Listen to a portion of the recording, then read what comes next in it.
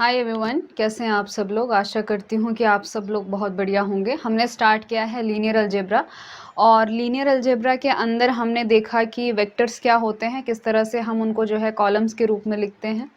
Vector addition क्या होता है, उसका ज्योमेट्रिकल मीनिंग क्या होता है, दो वेक्टर्स का डॉट प्रोडक्ट क्या होता है, और किसी वेक्टर को स्केलर से मल्टीप्लाई किया तो क्या होता है।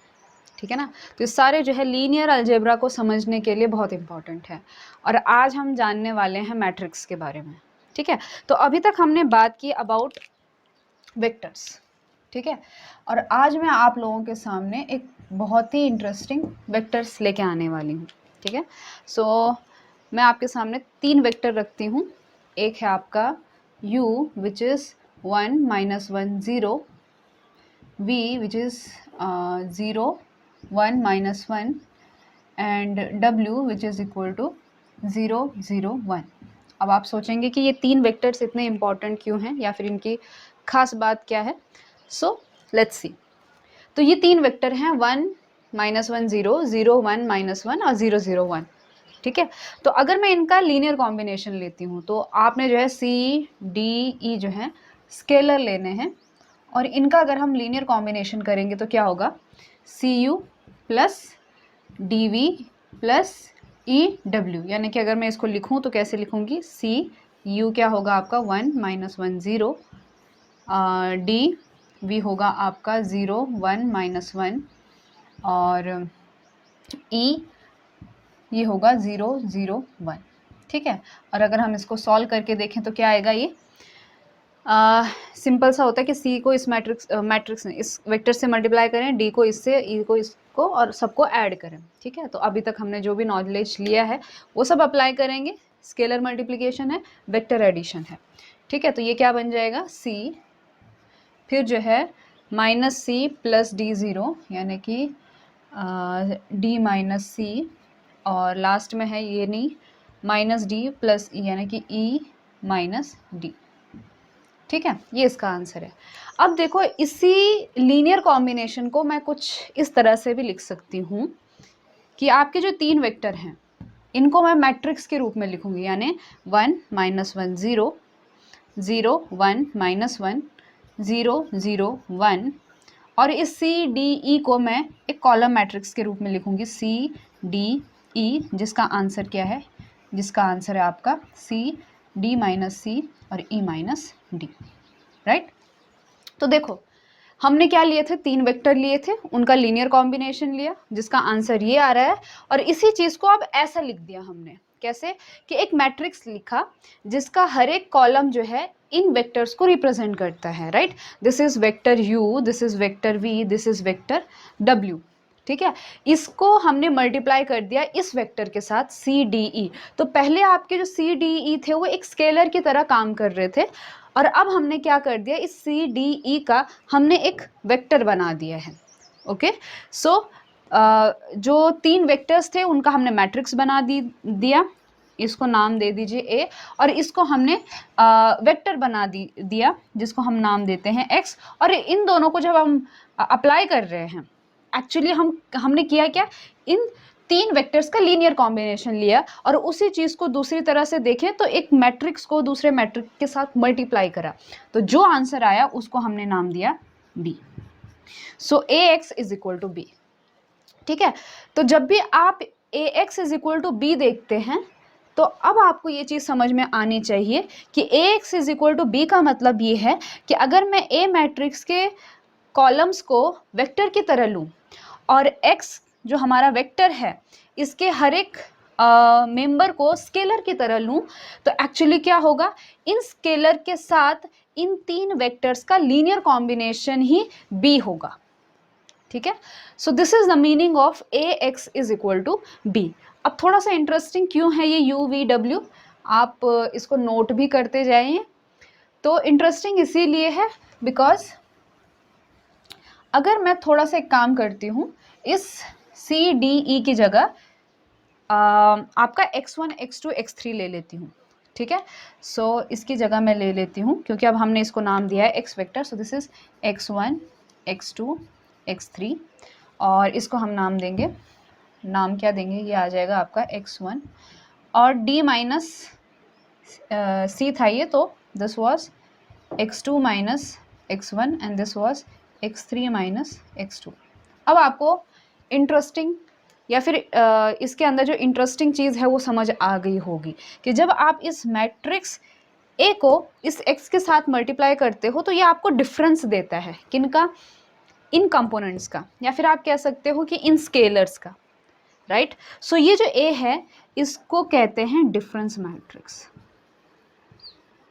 Difference matrix. तो यहाँ पर आप ये कह सकते हैं कि अगर मैं इस ए मैट्रिक्स को लेती हूँ, इस हर एक कॉलम को अगर मैं वेक्टर की तरह लूँ, तो ये जो तीन वेक्टर्स हैं ये क्या करते हैं, किसी भी स्केलर्स, तीन स्केलर्स के साथ अगर इनको हम इनका लीनियर कॉम्बिनेशन लें तो जो नया बी बनेगा वो डिफरेंस बनाएगा इन तीन स्केलर्स से रिलेटेड, ठीक है, जिसमें पहला कंपोनेंट होगा x1, दूसरा कंपोनेंट होगा x2 minus x1 and third will be x3 minus x2. So this matrix will give you the difference. So therefore these three vectors are important. Okay. So अब हम एक काम करेंगे, मान लीजिए इसका आंसर आता है b1, b2, b3। हाँ, इससे पहले मैं आपको ये बता दूं कि अभी तो हमने ये देख लिया, इसका मीनिंग देख लिया कि ये मल्टीप्लिकेशन क्या है, इन तीन वेक्टर्स का लीनियर कॉम्बिनेशन है, किसके साथ? x1, x2, x3 के साथ। लेकिन जनरली हम देखते कैसे थे, जनरली हम जब सॉल्व करते थे so it was like this. पहले हम जब हम मैट्रिक्स को मल्टीप्लाई करते हैं ax is equal to b, तो एक्चुअली हम करते क्या है, एक्चुअली हम फर्स्ट रो को इस कॉलम से मल्टीप्लाई करते हैं, सेकेंड रो को इस कॉलम से मल्टीप्लाई करते हैं, थर्ड रो को कॉलम से मल्टीप्लाई करते हैं। कहने का मतलब ये है कि कुछ इस तरह से 1 0 0 ये हो गया आपका फर्स्ट वेक्टर, और इसको मल्टीप्लाई करते हैं इस कॉलम के साथ, यानी कि पहला का पहले के साथ, दूसरा का दूसरे के साथ, तीसरे का तीसरे के साथ, फिर ऐड करते हैं, और इसी चीज़ को क्या कहते हैं, इसी चीज़ को डॉट प्रोडक्ट कहते हैं। तो हम जो नॉर्मली करते हैं ना कैलकुलेशन के टाइम पे, तो ये डॉट प्रोडक्ट करते हैं। सो this is x1, x2, x3। Okay, ये जो सेकेंड है कैसा हो जाएगा, -1 1 0 डॉट x1, x2, x3, और फिर 0 1 0 -1 1 0 -1 1 डॉट वही x1, x2, x3। ये हम नॉर्मली कैलकुलेशन में करते हैं, ठीक है, लेकिन उसका मीनिंग आपको अब समझ में आ गया होगा, राइट। सो इसको हम एज अ डॉट प्रोडक्ट भी दे सकते हैं, एज अ डॉट प्रोडक्ट, किसका? रो का, इस रो का इस कॉलम के साथ, एज अ डॉट प्रोडक्ट, ठीक है। तो अभी तक हमारे पास क्या है, हमारे पास ये है कि हमारे पास x1, x2, x3 नोन है और हम b1, b2, b3 निकालते हैं, right. So this was known, और ये कैसे है, ये दिस वाज अननोन। लेकिन आपको पता है कि जब हम क्वेश्चन सॉल्व करते हैं तो एक्चुअली हमारे पास क्या होता है कि ax is equal to b होता है, हमारे पास मैट्रिक्स रहती है, b रहता है, और हमें x ढूंढने होते हैं, राइट। तो वही चीज़ करेंगे। अब हम क्या करेंगे कि x1, x2, x3 को रखेंगे अननोन, अब b1, b2, b3 को रखेंगे नोन। तो देखो इसको किस तरह से सॉल्व किया जाए। तो इन दोनों का मल्टीप्लिकेशन ये आ रहा है, तो मुझे एक्चुअली निकालना क्या है, मुझे निकालना है x1, x2, x3 निकालना है in terms of b1, b2, b3, ठीक है। तो यानी कि इन दोनों को एक बार आमने सामने रखते हैं। तो x1 किसके बराबर है, b1 के बराबर है, x2 minus x1 is equal to b2, लेकिन x1 किसके बराबर है, b1 के बराबर है, यानी कि x2 किसके बराबर आ गया, b1 प्लस b2, बिकॉज ये x1 इधर जाएगा, तो आपका x1 है b1, x2 है b1 प्लस b2, और आप अंदाज़ा भी लगा पा रहे होंगे कि x3 कितना आएगा, x3 माइनस x2 किसके बराबर है, b3 के बराबर है, और x2 किसके बराबर है, b1 प्लस b2 के, वहाँ जाएगा प्लस हो जाएगा, ना कि x3 किसके बराबर आ रहा है, b1 plus b2 plus b3, right, ठीक है। तो कहने का मतलब ये हुआ कि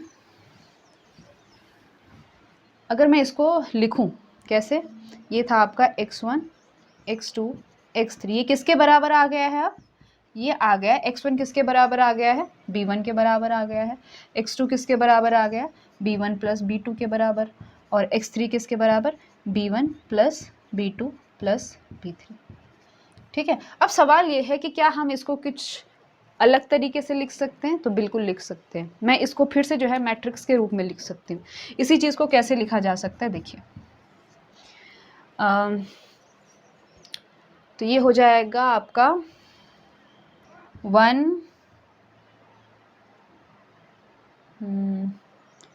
इसको लिखते कैसे है, यूँ करके ना, 1 0 0, ये हो जाएगा आपका 1 1 0, ये हो जाएगा आपका 1 1 1 into b1 b2 b3। Okay, सो देखो अगर इसको हम मल्टीप्लाई करें, या तो अब आपकी मर्जी है, या तो आप इसको एज अ लीनियर कॉम्बिनेशन के रूप में देखिए, इस कॉलम को इसके साथ मल्टीप्लाई करेंगे तो कितना आ जाएगा, ये कॉलम इन 3 कॉलम का जो है इन 3 वेक्टर के साथ क्या करेंगे, लीनियर कॉम्बिनेशन रखेंगे, तो ये आ जाएगा b1, फिर आ जाएगा b1 प्लस b2, फिर आ जाएगा b1 plus b2 plus b3। या फिर आप इसको जो है डॉट प्रोडक्ट की तरह भी देख सकते हैं कि पहला रो जो है पहले कॉलम से मल्टीप्लाई है, सो सिर्फ b1 आ जाएगा, दूसरा रो कॉलम के साथ मल्टीप्लाई है तो b1 प्लस b2 आ जाएगा, तीसरा रो कॉलम के साथ मल्टीप्लाई है जैसे यहाँ पे किया गया है तो b1 plus b2 plus b3 आ जाएगा, राइट। सो हमारा क्या आ गया, x1 x2 x3 is equal to, ये एक मैट्रिक्स आ गई है, इसको मान लीजिए S नाम देती हूँ मैं, ये तो आपका B ही है और ये है आपका X है, राइट। सो ये जो मैट्रिक्स है 1 0 0 1 1 0 1 1 1 और B1 B2 B3, तो ये X का एक सॉल्यूशन आ गया। सॉल्यूशन तो ये था, लेकिन इसी चीज़ को हमने ऐसा लिखा, लेकिन इसमें हुआ क्या, हुआ ये कि सबसे पहले आपने क्या लिया था, आपने लिया था AX is equal to B, right. और अब क्या हो गया, x is equal to S B. ठीक है, कहने का मतलब ये है कि ये a इधर गया है, राइट। तो ये जो s है वो एक्चुअली क्या है, वो a इनवर्स है ना। तो x is equal to a inverse b।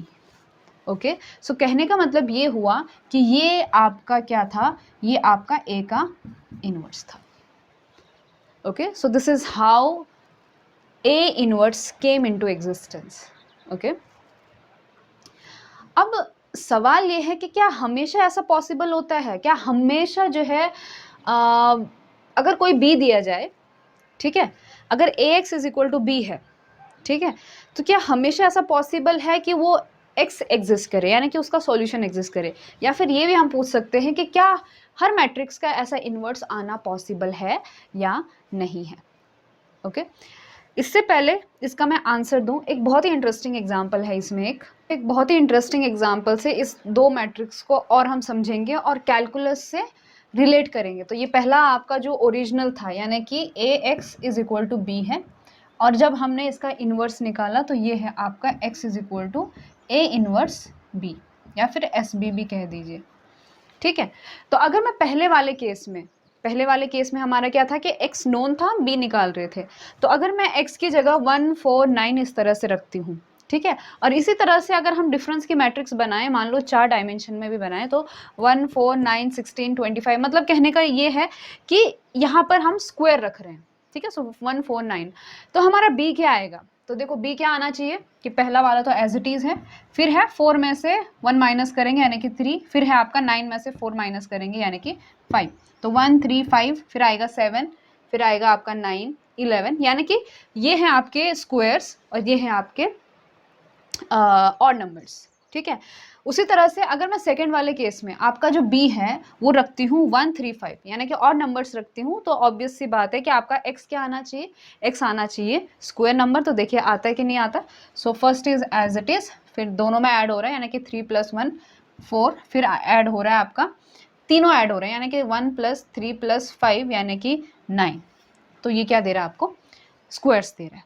ठीक है, तो एक चीज़ आप यहाँ पे समझ पा रहे हो कि वो ये कि आपका जो b है, they are actually differences of x, b's are differences of x, है ना, और जो x हैं वो क्या है, समेशन ऑफ b है ना। सो एक्स आर समेशन ऑफ बीज। सो हम इस चीज़ को जो है थोड़ा कैलकुलस से रिलेट कर सकते हैं। तो अगर इसको मैं कैलकुलेट से रिलेट करूं तो क्या आ जाएगा, देखो जो आपका पहले वाले केस में है कि x का डिफरेंस b आ रहा है, x का डिफरेंस b आ रहा है, और डिफरेंस मतलब डिफरेंशिएशन होता है। सो इस a की जगह ax is equal to b है, तो मैं इस a की जगह डिफरेंशिएशन लिख सकती हूँ, यानी कि dx बाई dt, या फिर कोई भी वेरिएबल ले लीजिए, इट इज़ b।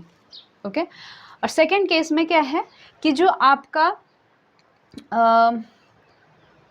x है, जो b है वो x का डिफरेंस है, और यहाँ पे जो x है वो b का समेशन है, यानी कि you can write x is equal to S B था, तो इसीलिए इसका नाम भी जरा s दिया है, summation. So which is equal to summation, summation यानी कि integration, so integration of b dt होना चाहिए, राइट। सो इस तरह से हम इन दोनों को क्या कर सकते हैं, रिलेट कर सकते हैं डिफरेंशिएशन के साथ और इंटीग्रेशन के साथ, यानी कि we can relate it with calculus, right? So this is very interesting thing about these difference matrices. अब क्वेश्चन ये है कि इस केस में आपने A लिया था, ठीक है, A की ऐसी कौन सी क्वालिटी थी जिसकी वजह से ये A इनवर्स एग्जिस्ट कर रहा था, यानी कि हम क्या कि मैं इस X को ढूंढ पा रही थी by shifting this A from this side to another side. Okay, तो वो ऐसी कौन सी चीज़ आपको इन तीन वेक्टर्स में दिखाई दे रही है, 1 -1 1 0 1 -1 और 0 0 1, इन तीन वेक्टर्स में आपको ऐसी कौन सी चीज़ दिखाई दे रही है, आई थिंक सो यहाँ पे 0 है, ऐसी कौन सी चीज़ दिखाई दे रही है जिसकी वजह से आपका ये A इनवर्स एग्जिस्ट कर रहा है। क्या हमेशा A इनवर्स एग्जिस्ट करेगा? तो उसके लिए हम क्या करते हैं, हम इन तीन वेक्टर्स में एक वेक्टर्स को जरा चेंज करते हैं, हम ये वाला वेक्टर चेंज करेंगे और फिर देखते हैं कि क्या रिजल्ट आते हैं। तो अब हम दूसरा एग्जाम्पल लेते हैं जहाँ पे u और v तो सेम है, यानी कि 1 -1 0 0 1 -1, लेकिन हम थोड़ा सा w को चेंज करते हैं, ठीक है। सो w आता है आपका -1 0 और 1, ठीक है। अब सुनते सुनते थोड़ा सा अपना दिमाग भी लगाइए कि इन तीन वेक्टर्स के बीच में क्या रिलेशन है, ठीक है, तब तक आगे बढ़ते हैं। तो इन तीन वेक्टर्स का हम एक मैट्रिक्स बना लेते हैं, उसको नाम देंगे C। सो इट इज़ 1 -1 0 0 1 -1 -1 0 1, ठीक है। x लेती हूँ मैं, x1 x2 x3, और अगर हम इन दोनों को मल्टीप्लाई करेंगे तो आपका आंसर आएगा x1 - x3 x2 - x1 x3 - x2। तो आप ये देख पा रहे हो कि ये भी एक डिफरेंस है, लेकिन इस डिफरेंस में कंटिन्यूटी है। तो ये जो मैट्रिक्स है इसे हम कहते हैं साइक्लिक डिफरेंस मैट्रिक्स, यानी क्या कि ये जो कोई भी अगर आप वेक्टर लेते हो और उस वेक्टर पे ये मैट्रिक्स अप्लाई करोगे या इन दोनों का मल्टीप्लिकेशन प्रोडक्ट लोगे, तो वो एक साइक्लिक डिफरेंस देगा इस वेक्टर के जो भी कंपोनेंट हैं उसके, ठीक है। तो मान लीजिए आ जाता है वेक्टर b। अब जैसे कि हमने ये बोला था कि इससे पिछले वाला जो एग्जाम्पल था ax is equal to b, right. तो एक बार हमने क्या किया, एक बार हमने x को नोन ले लिया तो हम b निकाल पा रहे थे बिकॉज दोनों को सिंपली मल्टीप्लाई करना था। सेकेंड केस में हम b को लेके चल रहे थे नोन, और हमने x ढूंढना था, यानी कि क्या कोई ऐसे स्केलर्स हैं, क्या कोई ऐसे स्केलर्स हैं जहाँ पे हम x को एज अ वेक्टर ले रहे हैं तो उसके जो कंपोनेंट होंगे वो स्केलर होंगे, ठीक है। तो ऐसे कोई स्केलर हैं जिनका अगर हम लीनियर कॉम्बिनेशन लें इस A मैट्रिक्स के कॉलम के साथ तो वे B प्रोड्यूस करें, ठीक है। अगर आपको कॉन्सेप्ट समझ में आया है तो मैंने जो भी बोला वो भी समझ में आया होगा, राइट। सिंपल सी भाषा में कहूँ तो क्या कोई ऐसा x है जिसको मल्टीप्लाई करके A के साथ B आंसर देगा, ठीक है। So the answer was yes in that case because A is equal to A inverse B, वहाँ पे A इनवर्स एग्जिस्ट कर रहा था और हम ढूंढ पा रहे थे। लेकिन इस केस में ये इम्पॉसिबल है क्योंकि यहाँ पे C का इनवर्स ही नहीं मिलता है, यानी क्या कि अगर कोई भी आप B हमको दो, B अगर नोन है और C ये मैट्रिक्स है, तो आप x का सॉल्यूशन नहीं ढूंढ पाओगे। दो पॉसिबिलिटी होंगे, या तो ये जो x है इसके इन्फिनाइटली मेनी सॉल्यूशन होंगे या तो इसके कोई भी सॉल्यूशन नहीं होंगे, जैसे इस केस में एक सॉल्यूशन एग्जिस्ट कर रहा था, राइट। अब मान लो कि ऐसा क्यों, देखिए अगर मैं Cx इज इक्वल टू 0 लेती हूँ तो उस केस में क्या हो जाएगा, x1 minus x3, x2 minus x1, x3 minus x2 is equal to 0 0 0 ऐसा आ जाएगा। कहने का मतलब ये है कि x1 जो है वो x3 के बराबर है, x2 जो है वो x1 के बराबर है, x3 is equal to x2 के बराबर है जब हम इसको सॉल्व करेंगे। यानी कि x1 x2 x3 तीनों कैसे हैं, सेम हैं। अब तीनों सेम है तो वो 1 1 1 भी हो सकते हैं, वो 2 2 2 भी हो सकते हैं, वो पाई पाई पाई भी हो सकते हैं, रूट टू भी हो सकते हैं, राइट। यानी कि आप कोई भी कांस्टेंट वैल्यू सी अप्लाई कर दीजिए तो हर इस सी के लिए ये इक्वेशन हमेशा क्या होगी, होल्ड होगी। तो एक सॉल्यूशन नहीं है इसका, इसके इन्फिनाइटली मेनी सॉल्यूशन है। और सेकेंड केस में अगर मैं कोई पर्टिकुलर लेती हूँ, जैसे बी ले लिया मैंने 1 3 5, अब इस इक्वेशन, इन तीन इक्वेशन को आप सॉल्व करने की कोशिश कीजिए तो आपसे सॉल्व नहीं हो पाएंगे, कुछ कॉन्ट्रडिक्शन जरूर आएंगे, कुछ गलत चीज़ें आपको ज़रूर दिखाई देंगी, ठीक है। सॉल्व करके देखिएगा इसको, तो ये आपसे सॉल्व नहीं होगा। तो इस केस में इसका कोई सोल्यूशन एग्जिस्ट नहीं करता है। अब इसमें इंपॉर्टेंट चीज़ है ज़रा ये वाला, ठीक है, नीचे वाला ज़रा मिटा देती हूँ मैं। तो यहाँ पे हमने ये देखा कि when b is equal to 0, जैसे कि इस केस में b क्या है, 0 है, देन ज़रूरी नहीं है कि x आपका क्या हो, 0 है। So this does not imply कि x इज इक्वल टू 0। लेकिन अगर यही चीज़ मैं ax is equal to b के केस में करती, अगर इस केस में करती जहाँ पे हमारा a का इन्वर्स एग्जिस्ट कर रहा था, तो इस केस में अगर b 0 होता तो ये चीज़ डेफिनेटली इम्प्लाई करती कि x भी आपका 0 होता, ठीक है। यानी कि अगर आपका b जो आंसर प्रोडक्ट करके जो आंसर आ रहा है वो अगर 0 0 0 है तो इसका मतलब डेफिनेटली x भी 0 होगा, ठीक है। फिर से समझाती हूँ मैं कि x का 0 होने का मतलब क्या है। x का 0 होने का मतलब ये है कि x 3 स्केलर से बना हुआ था, है ना, C D E। तो जो ये C D E है ये 0 0 होना इसका मतलब है, ठीक है।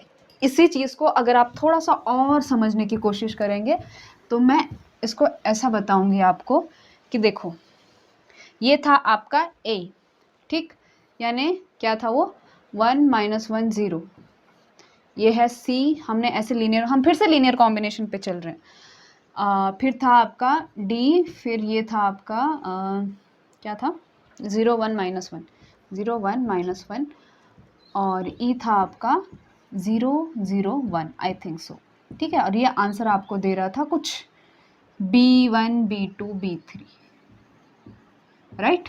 अब ये चीज़ क्या कह रही है, ये चीज़ कह रही है कि अगर आपका ये B 0 हो जाए, ठीक, इफ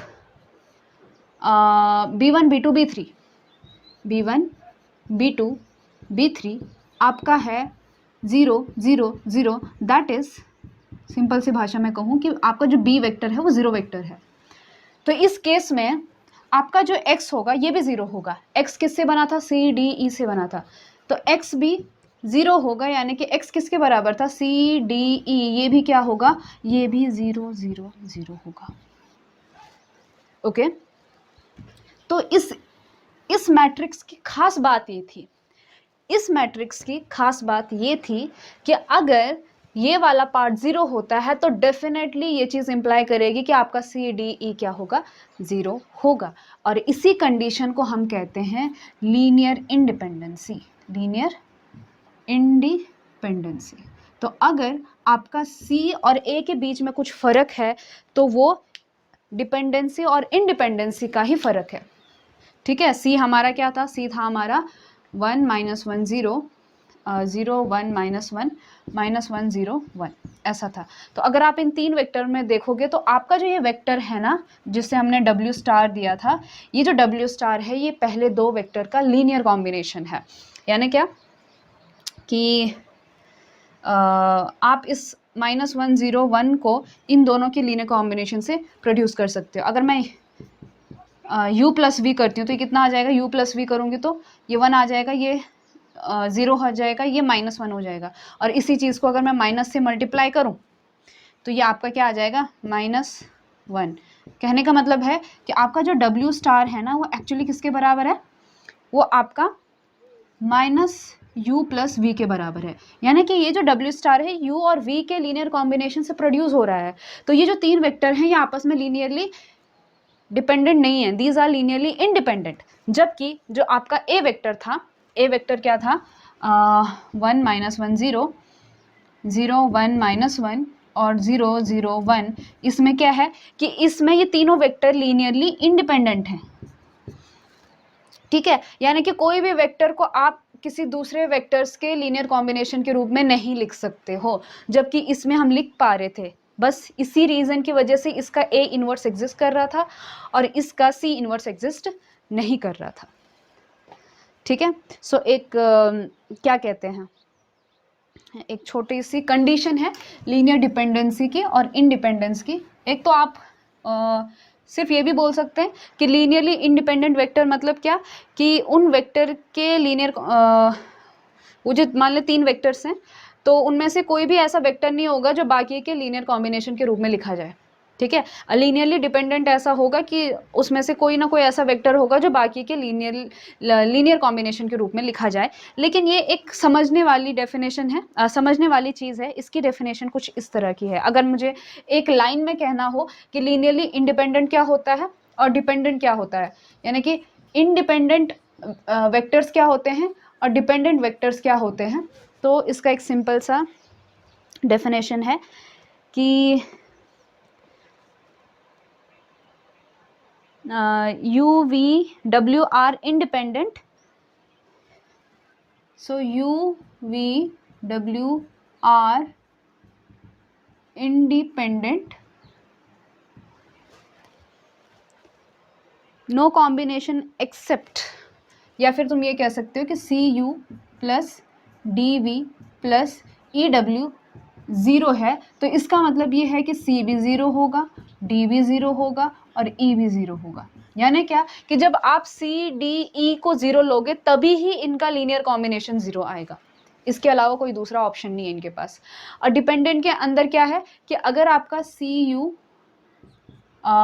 DV प्लस EW 0 है, तो इसका मतलब ये होगा कि C, D, E में से कोई भी एक नॉन ज़ीरो हो सकता है, ठीक है।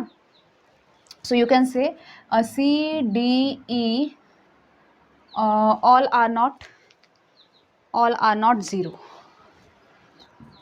all are not 0, मतलब इनमें से कोई एक 0 भी हो सकता है, ज़रूरी नहीं है कि सारे के सारे क्या हो, 0 हो, ठीक है। सो ये है आपका इंडिपेंडेंट, ये है आपका डिपेंडेंट। और इसी चीज़ को अगर हम इन्हीं वेक्टर्स का कॉलम में रखते हैं तो ये एक मैट्रिक्स बनेगा, AX है ना इज इक्वल टू B। तो हम यहाँ पे इंडिपेंडेंट के रूप में हम क्या कहेंगे कि अगर B इज इक्वल टू 0 है तो इसका मतलब X भी 0 होगा। और अगर डिपेंडेंट जैसे कि हमारा CX बना था, CX is equal to B, तो उस केस में हमारा जब B 0 लिया था तो X ज़रूरी नहीं था कि वो 0 हो। X के तो इन्फिनाइटली मेनी क्या आ रहे थे, सॉल्यूशन आ रहे थे, मैनी सॉल्यूशन, ठीक है। सो उस केस में आपका A जो है वो इन्वर्टिबल था और इस केस में आपका C इन्वर्टिबल नहीं था, इसे हम कहते हैं singular matrix, okay, singular matrix, right. So this was about matrix, it's inverse, linearly dependent, independent, ठीक है। आपने जो है इससे पहले भी मैट्रिक्स को पढ़ा होगा, उसका इन्वर्स भी ढूंढा होगा, लेकिन हो सकता है आप में से बहुत से लोगों ने आज या फिर पहली बार सुना होगा कि किस तरह से जो मैट्रिक्स है उसके हर एक कॉलम को हम वेक्टर की तरह देख सकते हैं, ठीक। जिनके वेक्टर्स जो हैं वो इंडिपेंडेंट होंगे उस मैट्रिक्स का इन्वर्स एग्जिस्ट करता है, और अगर उस मैट्रिक्स में से उन कॉलम में से कोई भी एक अगर डिपेंडेंट निकला तो उसका इन्वर्स नहीं एग्जिस्ट करेगा, ठीक है। So this is how you can visualise, how you can understand linear algebra, ठीक। तो in the next video lecture we will move ahead. I hope आपको जो है आज का वीडियो समझ में आया हो।